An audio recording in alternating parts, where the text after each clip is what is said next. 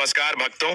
अष्टमी और नवमी पर ना करें ये 5 गलतियां, नहीं तो माता रानी की पूजा का नहीं मिलेगा आपको फल। भक्तों, अगर आपने नवरात्रि का व्रत रखा था, या फिर आपने नवरात्रि की स्थापना की थी, या फिर आप कन्या भोजन करवाने जा रहे हैं, तो अष्टमी और नवमी पर यह 5 गलतियां भूल कर भी मत करना, नहीं तो पूरा जीवन ही बर्बाद हो जाएगा।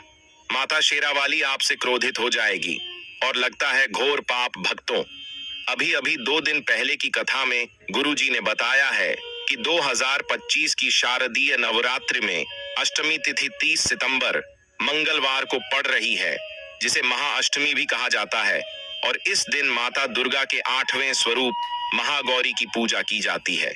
वहीं नवरात्रि की नवमी तिथि 1 अक्टूबर बुधवार को होगी, जिसे महानवमी कहा जाता है। और इस दिन मां सिद्धिदात्री की आराधना तथा कन्या पूजन का विशेष महत्व होता है। इसी दिन आपको कन्या भोजन के समय कोई भी एक भी ऐसी गलती नहीं करनी है कि माता रानी आपसे क्रोधित हो जाए। भक्तों, यानी कि अष्टमी और नवमी पर यह 5 काम मत करना, वरना सिर्फ माता दुर्गा ही नहीं, बल्कि माता लक्ष्मी ही नहीं, बल्कि आपके भोलेनाथ और माता पार्वती भी आपसे रुष्ट हो जाएंगे। घर में आएगी कंगाली और गरीबी, घर पूरा कंगाल होने की कगार पर आ जाएगा और जीवन में कभी सुख समृद्धि नहीं आएगी। घर की खुशहाली चली जाएगी, धन दौलत दरवाजे से ही लौट जाएगी और बार बार परेशानियों का सामना करना पड़ेगा। इसीलिए पूरी जानकारी के लिए इस वीडियो को अंत तक जरूर देखना। बाद में मत कहना कि हमें बताया नहीं। पूज्य गुरुजी ने अभी अभी अपनी कथा में बताया है कि शारदीय नवरात्रि का महत्व समस्त व्रत उपवासों में सर्वोच्च है और इसके अंतिम दिन सबसे खास मानी जाती है, क्योंकि अष्टमी और नवमी पर अगर इस पावन काल में कोई भी स्त्री या पुरुष बिना जानकारी के यह 5 भूल कर देता है, तो उसके कुल से माता दुर्गा का आशीर्वाद छीन जाता है। यहाँ तक कि आने वाली पीढ़ियों तक दरिद्रता का प्रभाव बना रह सकता है। दोस्तों, यदि आप अपने परिवार का भला चाहते हैं तो आज की वीडियो आपको जरूर देखना चाहिए। और जो व्यक्ति अपने परिवार की सुख समृद्धि नहीं चाहता, छोड़ सकता है। निवेदन है, अपनी परिवार की शुभ समृद्धि के लिए आज्ञा है कि वीडियो शुरू से लेकर अंत तक जरूर देखें। माता बहनों, पहले और दोस्तों, इस साल 2025 का शारदीय नवरात्रि की अष्टमी और नवमी पर अपने साथ अत्यंत मंगलकारी योग लेकर आ रहा है। विशेष रूप से इस बार कई वर्षों बाद ऐसा संयोग बन रहा है जब माता दुर्गम के टाइम पर सर्वार्थ सिद्धि योग और अमृत सिद्धि योग का अद्भुत मेल बन रहा है। जो भी भक्त पूरी श्रद्धा से इस काल में दान करेगा, उसका जीवन धन धय से परिपूर्ण हो जाएगा और माता दुर्गा की कृपा सदा बनी रहेगी। लेकिन साथ ही आपको यह भी जान लेना चाहिए कि अष्टमी और नवमी में कुछ ऐसे कार्य हैं जिनकी सख्त मनाही है। भक्तों, अभी तक आपने वीडियो को लाइक न किया हो तो लाइक जरूर कर दीजिए ना। भक्तों, अगर भूलकर भी आपने इन्हें कर लिया तो माता दुर्गा नाराज हो जाते हैं और घर में अन्न धन की बरकत रुक जाती है। खासकर गणियों और परिवार के मुखिया को इन नियमों का पालन अवश्य करना चाहिए। दोस्तों, पूजा गुरुजी कहते हैं कि हमारा काम तो सिर्फ एक सही सलाह देने का है। अब आप इसको मानो ना मानो, आपकी मर्जी है। लेकिन भक्तों, गुरुजी ने तो यही कहा है कि मन लगे तो आपका बेड़ा पार हो जाएगा। भक्तों, शारदीय नवरात्रि के इन पावन दिनों में हमारे माता दुर्गा पृथ्वी पर आते हैं और अपने भक्तों घरों में विराजमान होती है। भक्तों, साथ में हम आपको कन्या पूजन के दिन एक खास और गुप्त काम आपको जरूर करना है, वह भी हम आपको इस वीडियो में बताएंगे। माताएं बहनों पंडालून में विराजमान होती हैं, लेकिन यदि इस समय हमसे थोड़ी भी असावधानी हो जाए तो माता दुर्गा दरवाजे तक आकर बिना अन्न जल ग्रहण किए ही वापस लौट जाते हैं। और यही कारण बनता है घर में दरिद्रता, क्लेश और गरीबी। कहते हैं कि जब माता दुर्गा नाराज हो जाते हैं तो घर का वैभव, लक्ष्मी और समृद्धि भी धीरे धीरे साथ छोड़ देती है। इसलिए इस काल में हर इंसान को विशेष सावधानी रखनी चाहिए और पूरे श्रद्धा भाव से श्राद्ध, पूजा पाठ और दान करके माता दुर्गा को संतुष्ट करना चाहिए, क्योंकि माता दुर्गा कृपा के बिना जीवन में सुख और सफलता की प्राप्ति संभव ही नहीं है। तो चलिए भक्तों, जान लेते हैं कि वह कौन से ऐसे 5 काम हैं जिन्हें भूल से भी नवरात्रि की अष्टमी और नवमी के दिनों में नहीं करना चाहिए, अन्यथा आप माता दुर्गा की जगह पाप के भागीदार बन जाते हैं। कन्याओं की संख्या गलत रखना, कन्या भोजन में 1, 3, 5, 7 या 9 कन्याओं को आमंत्रित करने का महत्व है, लेकिन कई लोग कभी 2 या 4 कन्याओं को बुला लेते हैं, जो शास्त्र अनुसार अशुभ माना जाता है। ऐसा इसलिए कि सम संख्या में कन्याएं आमंत्रित करने से पूजा का संतुलन बिगड़ जाता है और माता दुर्गा की कृपा पूरी तरह नहीं मिल पाती। शास्त्र कहते हैं कि विषम संख्या में कन्याओं का पूजन ब्रह्मांडीय ऊर्जा से मेल खाता है, इसलिए हमेशा इस नियम का ध्यान रखना चाहिए। कन्याओं को बिना सम्मान के बैठाना अक्सर देखा जाता है कि कन्याओं को किसी भी तरह से बिठा दिया जाता है, कभी खड़े खड़े प्रसाद थमा दिया जाता है।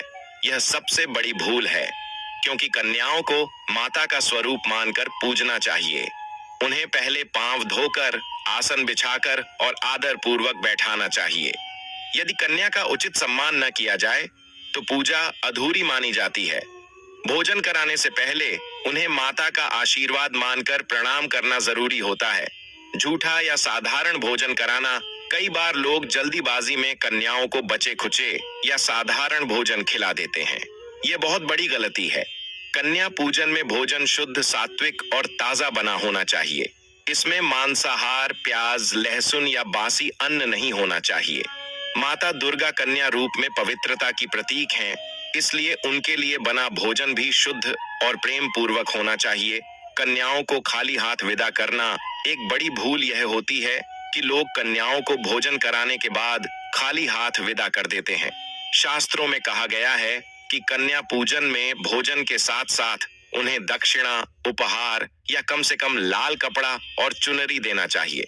यह माता लक्ष्मी और दुर्गा को प्रसन्न करने का श्रेष्ठ उपाय है। खाली हाथ विदा करना अशुभ फल देता है और पूजा का प्रभाव अधूरा रह जाता है। कन्याओं के साथ अभद्र व्यवहार, कभी कभी लोग कन्याओं से ऊंच नीच का भेदभाव करते हैं, जैसे जाति देखकर बुलाना या गरीब कन्याओं को नजरअंदाज करना। यह गंभीर पाप माना गया है। माता दुर्गा सभी में समान रूप से विराजती हैं, इसलिए कन्या चाहे किसी भी घर की हो, उसका आदर और सत्कार एक समान करना चाहिए। भेदभाव करने से पूजा का पुण्य नष्ट हो जाता है और देवी की कृपा प्राप्त नहीं होती। कन्याओं के पैर न धोना कन्या पूजन का सबसे पवित्र नियम है कि पहले उनके पैर धोकर उनका स्वागत किया जाए, लेकिन कई लोग इस पर ध्यान नहीं देते और सीधे भोजन करा देते हैं। यह भूल पूजा की शक्ति को कम कर देती है। कन्या के पांव धोने का अर्थ है माता के चरणों का पूजन करना। इससे घर में नकारात्मक ऊर्जा दूर होती है और देवी की कृपा बढ़ती है। यदि यह नियम न निभाया जाए तो पूजा अधूरी मानी जाती है। कन्याओं को प्रतीक्षा कराना, कई बार लोग कन्याओं को बुलाकर लंबे समय तक इंतजार करवाते हैं या भोजन देर से परोसते हैं। यह अशुभ है, क्योंकि कन्या रूप में माता को प्रतीक्षा कराना अपमान के समान माना जाता है। शास्त्रों के अनुसार कन्याओं को बुलाने के बाद तुरंत उनका सत्कार करना चाहिए। उन्हें समय पर भोजन कराना और आदर पूर्वक देखभाल करना अनिवार्य है, तभी पूजा सफल होती है। कन्याओं को अपवित्र स्थान पर बैठाना, कई घरों में कन्याओं को गलती से रसोई के दरवाजे, जूते चप्पलों के पास या गंदे स्थान पर बैठा दिया जाता है। यह गंभीर भूल है। कन्या रूप में माता को स्वच्छ, पवित्र, सुसज्जित स्थान पर आसन देकर बैठाना चाहिए। जहां वे बैठें वहां धूप, दीप और फूलों से सजावट होनी चाहिए। गंदे स्थान पर बैठाने से पूजा का फल नष्ट हो जाता है। भोजन के बाद कन्याओं को बिना तृप्ति के उठाना अक्सर देखा गया है कि लोग कन्याओं को जल्दी जल्दी खाना खिलाकर उठा देते हैं। यह गलती नहीं करनी चाहिए। जब तक कन्या स्वयं संतुष्ट होकर भोजन न कर ले, तब तक उन्हें भोजन करते रहने देना चाहिए। यदि बच्ची भूखी रह जाए तो माना जाता है कि माता भी नाराज होती हैं।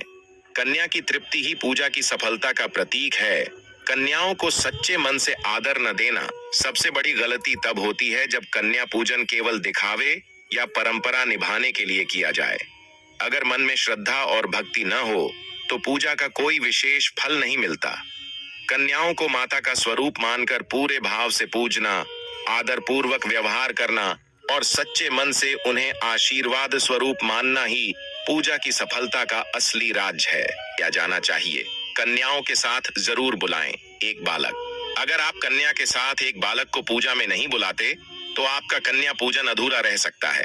इसलिए कन्या पूजन में 9 कन्याओं के साथ एक बालक को भी जरूर बुलाएं। इस बालक को भैरव का रूप माना जाता है, जरूर दें। कोई भेंट। भोजन के बाद अगर आप सामर्थ्य के अनुसार कन्याओं को दक्षिणा नहीं देते तो कन्या पूजा पूरी नहीं माना जाती है। इसलिए कन्या पूजन के बाद अपने सामर्थ्य के अनुसार कन्याओं के हाथ में दक्षिणा भी जरूर रखनी चाहिए। आशीर्वाद लेना न भूलें। कन्या पूजन में कन्याओं के पैर छूकर आशीर्वाद लिया जाता है, लेकिन इसलिए ख्याल रखें कि कोई कन्या आपके पैर न छुए। कन्या पूजन के बाद अंत में भी कन्याओं का आशीर्वाद लेकर उन्हें विदा करें। अगर आप कन्या पूजन के दिन ऊपर दी गई बातों को ख्याल रखते हैं और पूरे विधि विधान से पूजा करते हैं तो आपको माता की कृपा अवश्य प्राप्त होती है। इसलिए ऊपर बताई गई बातों का ध्यान जरूर रखें। अभी तक आपने अगर वीडियो को लाइक न किया हो तो जरूर ही कर दीजिए और कमेंट बॉक्स में जय माता रानी जरूर लिखें, जिससे कि माता रानी की कृपा हमेशा ही आप पर एवं आपके पूरे परिवार पर बनी रहे। कब करें कन्या पूजन? वैसे तो नवरात्र के 9 दिनों ही कन्या पूजन किया जा सकता है, लेकिन मान्यता अनुसार नवरात्र की अष्टमी और नवमी प्रमुख रूप से कन्या पूजन के लिए बताए गए हैं। इन 2 दिनों में छोटी छोटी कन्याओं को अपने घर बुलाकर भोज कराया जाता है। कुछ लोग अष्टमी को कन्या भोज कराते हैं तो कुछ लोग नवमी के दिन।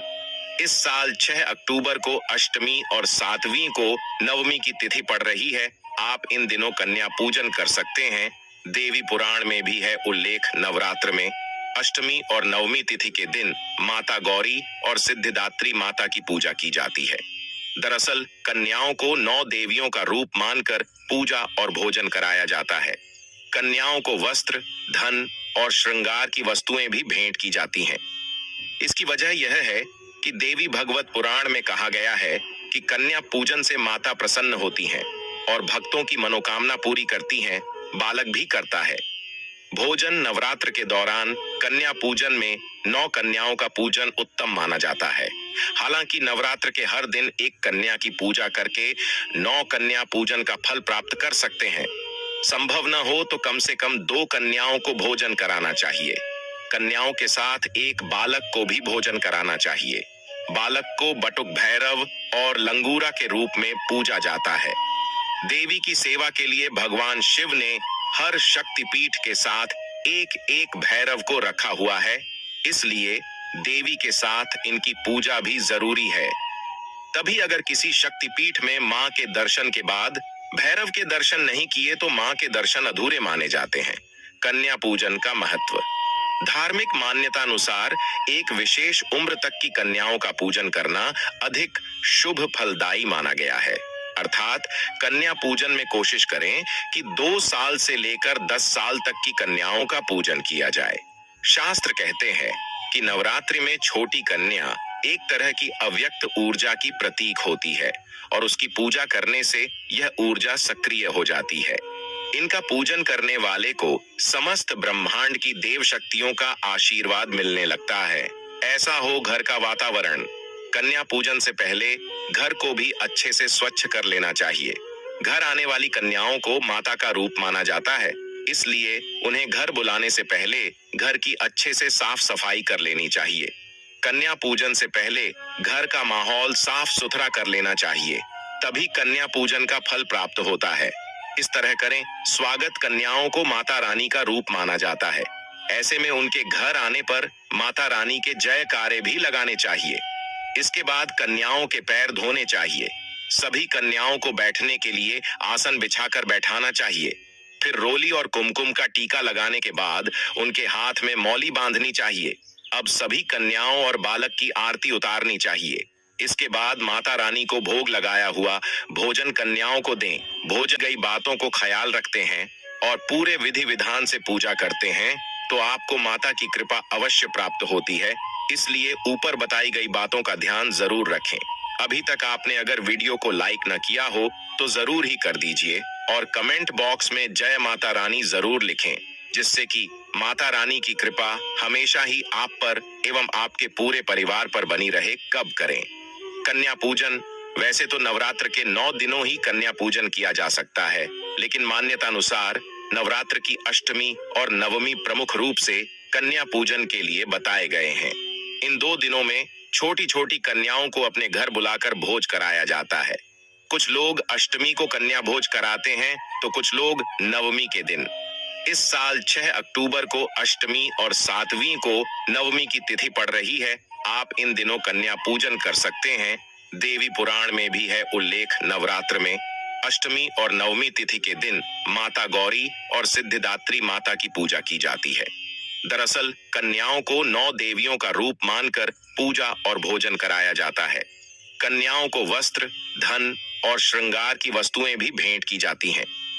इसकी वजह यह है कि देवी भगवत पुराण में कहा गया है कि कन्या पूजन से माता प्रसन्न होती हैं और भक्तों की मनोकामना पूरी करती हैं। बालक भी करता है। भोजन नवरात्र के दौरान कन्या पूजन में 9 कन्याओं का पूजन उत्तम माना जाता है। हालांकि नवरात्र के हर दिन एक कन्या की पूजा करके 9 कन्या पूजन का फल प्राप्त कर सकते हैं। संभव न हो तो कम से कम 2 कन्याओं को भोजन कराना चाहिए। कन्याओं के साथ एक बालक को भी भोजन कराना चाहिए। बालक को बटुक भैरव और लंगूरा के रूप में पूजा जाता है। देवी की सेवा के लिए भगवान शिव ने हर शक्तिपीठ के साथ एक एक भैरव को रखा हुआ है, इसलिए देवी के साथ इनकी पूजा भी जरूरी है। तभी अगर किसी शक्तिपीठ में मां के दर्शन के बाद भैरव के दर्शन नहीं किए तो मां के दर्शन अधूरे माने जाते हैं। कन्या पूजन का महत्व। धार्मिक मान्यता अनुसार एक विशेष उम्र तक की कन्याओं का पूजन करना अधिक शुभ फलदायी माना गया है। अर्थात कन्या पूजन में कोशिश करें कि 2 साल से लेकर 10 साल तक की कन्याओं का पूजन किया जाए। शास्त्र कहते हैं कि नवरात्रि में छोटी कन्या एक तरह की अव्यक्त ऊर्जा की प्रतीक होती है और उसकी पूजा करने से यह ऊर्जा सक्रिय हो जाती है। इनका पूजन करने वाले को समस्त ब्रह्मांड की देव शक्तियों का आशीर्वाद मिलने लगता है। ऐसा हो घर का वातावरण। कन्या पूजन से पहले घर को भी अच्छे से स्वच्छ कर लेना चाहिए। घर आने वाली कन्याओं को माता का रूप माना जाता है, इसलिए उन्हें घर बुलाने से पहले घर की अच्छे से साफ सफाई कर लेनी चाहिए। कन्या पूजन से पहले घर का माहौल साफ सुथरा कर लेना चाहिए, तभी कन्या पूजन का फल प्राप्त होता है। इस तरह करें। स्वागत कन्याओं को माता रानी का रूप माना जाता है। ऐसे में उनके घर आने पर माता रानी के जयकारे भी लगाने चाहिए। इसके बाद कन्याओं के पैर धोने चाहिए। सभी कन्याओं को बैठने के लिए आसन बिछाकर बैठाना चाहिए। फिर रोली और कुमकुम का टीका लगाने के बाद उनके हाथ में मौली बांधनी चाहिए। अब सभी कन्याओं और बालक की आरती उतारनी चाहिए। इसके बाद माता रानी को भोग लगाया हुआ भोजन कन्याओं को दें, भोजन में रखें। ध्यान। वैसे तो कन्याओं को यथाशक्ति अनुसार भोजन कराना चाहिए। मां भगवती को खीर, मिठाई, फल, हलवा, चना, मालपुआ प्रिय है, इसलिए कन्या पूजन के दिन कन्याओं को खाने के लिए पूरी, चना और हलवा दिया जाता है। कन्याओं को केसर युक्त खीर, हलवा, पूड़ी का खिलाना चाहिए। ध्यान रखें कि उनके लिए बनाए खाने में लहसुन, प्याज का इस्तेमाल न हो। मान्यता अनुसार बिना लहसुन और प्याज से बनी आलू या कद्दू की सब्जी भोजन में खिलाने से कन्या भोज सफल और नवरात्र के व्रत का पूर्ण शुभ फल प्राप्त होता है। ऐसे करें। विदाई भोजन के बाद कन्याओं को यथाशक्ति भेंट और उपहार भी दिया जाता है। छोटी छोटी देवी स्वरूप कन्याओं के पैरों में आलता लगाकर पूजन करने के बाद सफेद वस्त्र, ऋतुफल, खिलौने या अन्य वस्तुएं देने के साथ नारियल, केला या पेड़ा देने के बाद कुछ दक्षिणा भी दी जानी चाहिए। इसके बाद कन्याओं के पैर छूकर उनसे आशीर्वाद लेकर विदा करें। ऐसा कहा गया है कि विधि विधान से कन्या पूजन करने से नवरात्र का व्रत पूर्ण माना जाता है और माता रानी प्रसन्न होकर सभी मनोकामनाएं पूरी करती हैं। तुम्हारी AUM जो इच्छा हो सो मांगो। इस प्रकार दुर्गा के कहे वचन सुनकर ब्राह्मणी बोली कि अगर आप मुझ पर प्रसन्न हैं तो हे दुर्गे, आपको प्रणाम करती हूँ। कृपा करके मरे पति के कोढ़ को दूर करो। देवी कहने लगी कि उन दिनों में जो तुमने व्रत किया था, उस व्रत के एक दिन का पुण्य अपने पति का कोढ़ दूर होने के लिए अर्पण करो। मेरे प्रभाव से तेरा पति कोढ़ से रहित और सोने के समान शरीर वाला हो जाएगा। ब्रह्मा जी बोले। इस प्रकार देवी का वचन सुनकर वह ब्राह्मणी बहुत प्रसन्न हुई। और पति को निरोग करने की इच्छा से ठीक है, ऐसे बोली। तब तक उसके पति का शरीर भगवती दुर्गा की कृपा से कुष्ठहीन होकर अति कांतियुक्त हो गया, जिसकी कांति के सामने चंद्रमा की कांति भी क्षीण हो जाती है। वह ब्राह्मणी पति की मनोहर देह को देखकर देवी को अति पराक्रमी वाली समझकर स्तुति करने लगी कि हे दुर्गे, आप दुर्गत को दूर करने वाली, तीनों जगत का संताप हरने वाली, समस्त दुखों को दूर करने वाली, रोगी मनुष्य को निरोग करने वाली, प्रसन्न होने पर मनोवांछित वस्तु को देने वाली और दुष्ट मनुष्य का नाश करने वाली हो। तुम ही सारे जगत की माता और पिता हो। हे अम्बे, मुझ अपराध रहित अबला की मरे पिता ने कुष्ठ के साथ विवाह कर मुझे घर से निकाल दिया। उसकी निकाली हुई मैं पृथ्वी पर घूमने लगी। आपने ही मेरा इस आपत्ति रूपी समुद्र से उद्धार किया है। हे देवी, आपको प्रणाम करती हूँ, मुझ दीन की रक्षा करो। ब्रह्मा जी बोले कि हे बृहस्पति। इसी प्रकार उस सुमति ने मन से देवी की बहुत स्तुति की। उससे की हुई स्तुति सुनकर देवी को बहुत संतोष हुआ और ब्राह्मणी से कहने लगी कि हे ब्राह्मणी, तुम्हारे उदयल नाम का एक अति बुद्धिमान, धनवान, कीर्तिवान और जितेंद्रिय पुत्र शीघ्र ही होगा।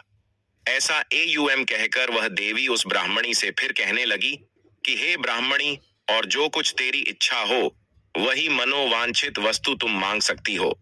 ऐसा भगवती दुर्गा का वचन सुनकर सुमति बोली कि हे भगवती दुर्गे, अगर आप मेरे पर प्रसन्न हैं तो कृपा कर मुझे नवरात्रि विधि बताइए।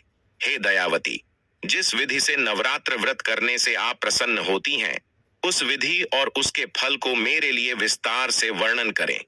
इस प्रकार ब्राह्मणी के वचन सुनकर दुर्गा कहने लगी कि हे ब्राह्मणी, मैं तुम्हारे लिए संपूर्ण पापों को दूर करने वाली नवरात्र व्रत विधि को बतलाती हूँ, जिसको सुनने से तमाम पापों से छूटकर मोक्ष की प्राप्ति हो जाती है।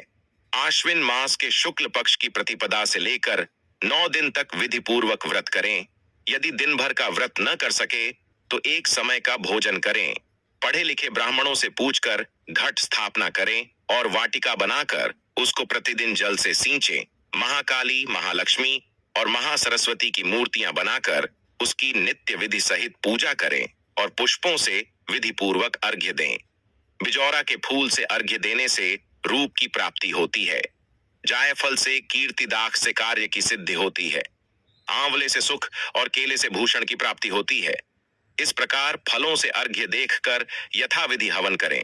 खांड, घी, गेहूं, शहद, जौ, तिल, बिंब, नारियल, दाख और कदम्ब, इनसे हवन करें। गेहूं होम करने से लक्ष्मी की प्राप्ति होती है। खीर व चंपा के पुष्पों से धन और पत्तनों से तेज और सुख की प्राप्ति होती है। आंवले से कीर्ति और केले से पुत्र हो। कमल से राज, सम्मान और दुखों से सुख संपत्ति की प्राप्ति होती है। व्रत करने वाला मनुष्य इस विधान से होम कर आचार्य को अत्यंत नम्रता के साथ प्रणाम करे और यज्ञ की सिद्धि के लिए उसे दक्षिणा दे। इस महाव्रत को पहले बताई हुई विधि के अनुसार जो कोई करता है उसके सब मनोरथ सिद्ध हो जाते हैं। इसमें तनिक भी संशय नहीं है। इन 9 दिनों में जो कुछ दान आदि दिया जाता है उसका करोड़ों गुना फल मिलता है। इस नवरात्रि के व्रत करने से ही अश्वमेघ यज्ञ का फल मिलता है। हे ब्राह्मणी, इस संपूर्ण कामनाओं को पूर्ण करने वाले उत्तम व्रत को तीर्थ, मंदिर अथवा घर में ही विधि के अनुसार करें। ब्रह्मा जी बोले कि हे बृहस्पति। इस प्रकार ब्राह्मणी को व्रत की विधि और फल बताकर देवी अंतर ध्यान हो गई। जो मनुष्य या स्त्री इस व्रत को भक्ति पूर्वक करता है वह इस लोक में सुख पाकर अंत में दुर्लभ मोक्ष को प्राप्त होता है। बृहस्पति, यह दुर्लभ व्रत का महात्म्य मैंने तुम्हारे लिए बतलाया है। ऐसा ब्रह्मा जी के वचन सुनकर बृहस्पति जी आनंद के कारण रोमांचित हो गए और ब्रह्मा जी से कहने लगे, हे ब्रह्मा जी, आपने मुझ पर अति कृपा की जो अमृत के समान इस नवरात्रि व्रत का महात्म्य सुनाया। हे प्रभु, आपके बिना और कौन इस महात्म्य को सुना सकता है।